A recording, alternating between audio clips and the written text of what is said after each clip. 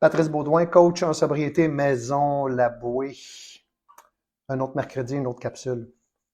Dernière semaine sur l'étude du stoïcisme selon l'empereur Marc Aurèle.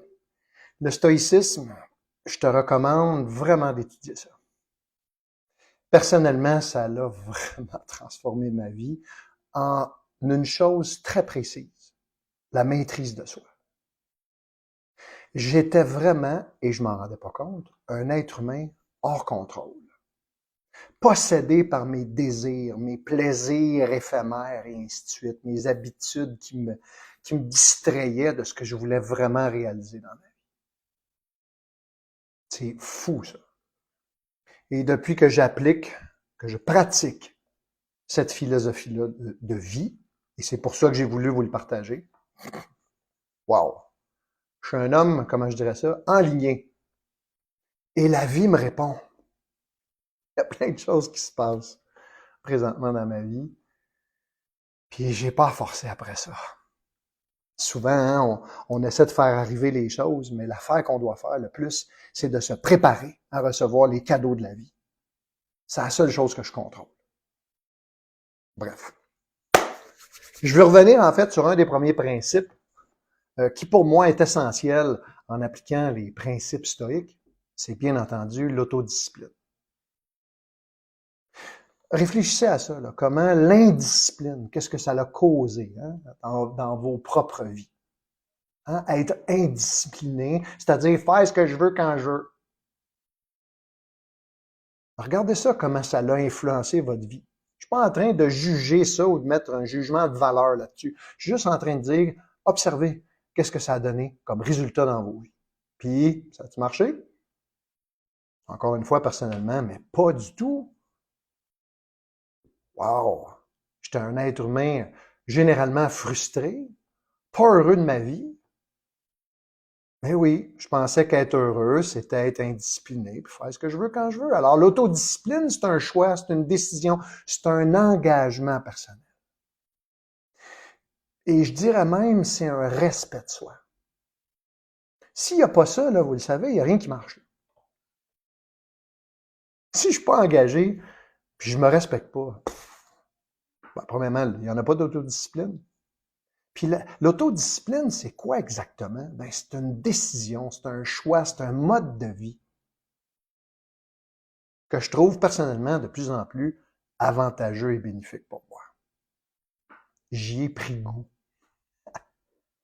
Regardez ça, l'autodiscipline. Donc, les 4 derniers principes de l'empereur Marc Aurèle que je voulais vous parler aujourd'hui sont les suivants. 1. La pratique de l'acceptation de soi. Je ne sais pas pour vous autres, mais personnellement, encore une fois, me juger, m'autocritiquer, me rentrer dedans, me taper ça à la tête, appelez ça comme vous voulez, ça a été contre-productif. Ça n'a rien donné, à part entretenir le cercle vicieux de la dépendance. Ah oui, je m'haïs. Fait qu'on va aller oublier ça. On va aller engourdir ça, cet état intérieur-là. C'est incroyable. Fait que la pratique de l'acceptation de soi, c'est la première étape vers la transformation de ta vie. Pas d'acceptation, tu vas tourner en rond. Garanti. Autre élément ou principe de vie d'une personne stoïque, cesser les anticipations par rapport à la mort, le manque, le futur. Qu'est-ce qui va m'arriver? Ça va être correct? Hein? S'inquiéter, être dans le souci, totalement inutile. Et ça aussi, non productif. Nous n'avons pas, nous les humains, la capacité de prédire l'avenir. Par contre, on a une imagination qu'on peut utiliser pour créer la vie qu'on veut. Mais malheureusement, on s'est mal servi de notre imagination. Quand on dit que la moyenne des gens sont 75% du temps dans des anticipations négatives ou des scénarios du pire, imaginez ce que ça fait sur la psychologie, sur tes cellules. Comment ça influence, comment tu vois la vie. Oh! Cessons l'anticipation et commençons à imaginer le meilleur pour notre vie. Je trouve ça avantageux. Autre élément, autre principe à acquérir pour une personne stoïque, qui désire être stoïque, établir des limites claires. Colin, hein? Ça, quand tu dis ça à quelqu'un, mettons, là, ah, moi, ça me convient pas, j'irai pas là. Et là que tu te fais répondre, ouais, t'es bien égoïste. Toi. C'est incroyable, j'entends ça plein de fois. Je l'ai entendu dans ma vie, puis je l'entends de tous mes clients dans mon bureau.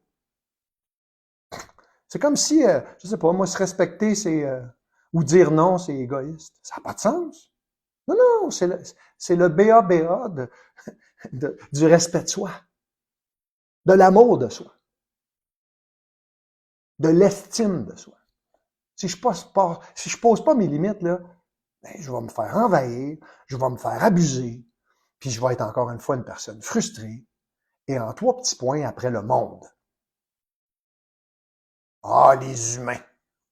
Ça n'a rien à voir aux humains, c'est moi qui ai de la difficulté à poser mes limites. Je suis une passoire. Les gens, ils rentrent, ils prennent ce qu'ils veulent, puis ils sacent leur camp. Je propose de mettre des limites claires dans ta vie, de faire des demandes claires, de prendre soin de tes besoins, de ce que tu veux, de ce que tu veux pas. C'est là-dessus que tu as du pouvoir. Zéro pouvoir. Moi, ça me fait rire, ça. Là, j'ai besoin que les gens me respectent. OK. Toi, tu te respectes-tu? Mais c'est une question qui tue, ça. Arrête d'attendre que les gens te respectent, tu vas être déçu. Commence par te respecter en posant tes limites claires. Quand il y a des comportements ou des situations inacceptables, je te propose de les dire, de les nommer, de les exprimer. Ça devrait être avantageux. Ça ira.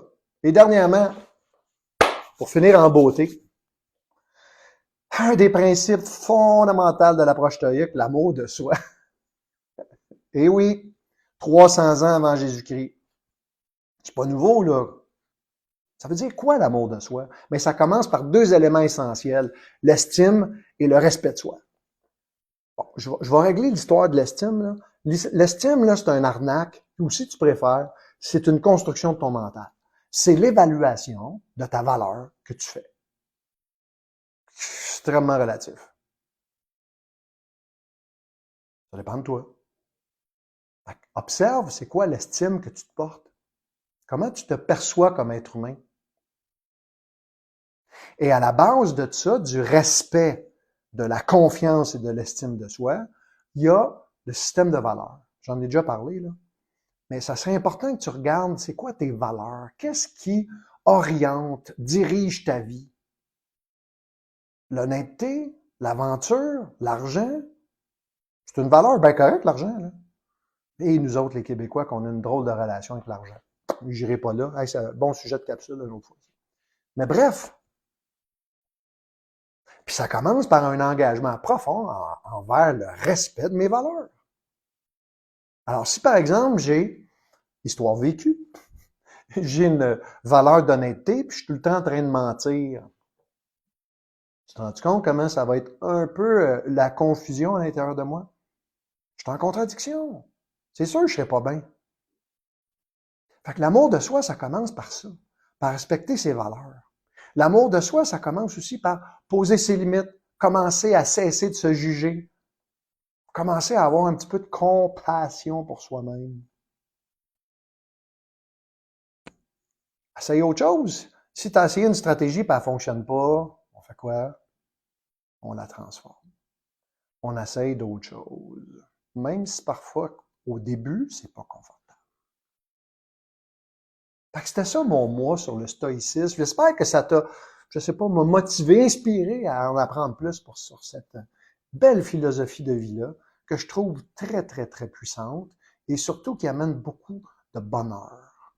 Moi, je crois qu'on est ici sur la Terre pour être heureux. C'est clair que c'est ça que je te souhaite. Patrice Baudouin, coach en sobriété, Maison Laboué. Si cette capsule a du sens pour toi, partage-la. Et merci, à chaque fois c'est apprécié, tous vos commentaires que je prends bien le temps de lire. Et merci de votre présence.